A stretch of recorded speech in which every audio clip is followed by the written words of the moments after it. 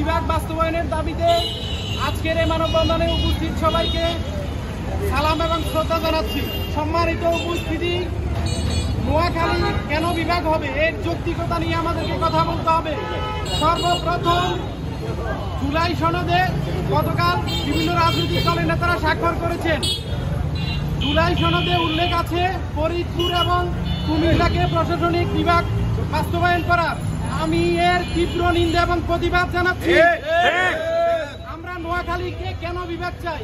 আপনারা জানেন 1910 সাল থেকে নোয়াখালী বিভাগের দাবি 1910 সাল থেকে, অথচ কুমিল্লা বিভাগের জন্মই হয়েছে 1960 সালে।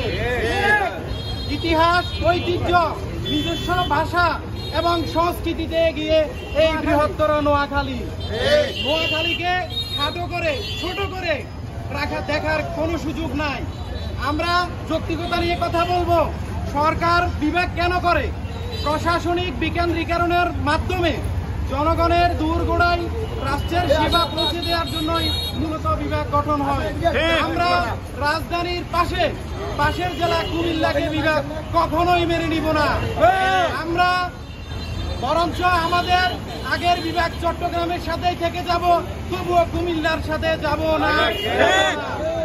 আমরা নোয়াখালীকে বিভাগ চাই, এই দাবিতে আপোষ নাই। আমাদের ঐক্যবদ্ধ আন্দোলনের মাধ্যমে নোয়াখালী বিভাগ আমরা বাস্তবায়ন করে থাকবো ইনশাআল্লাহ। সবাইকে ধন্যবাদ।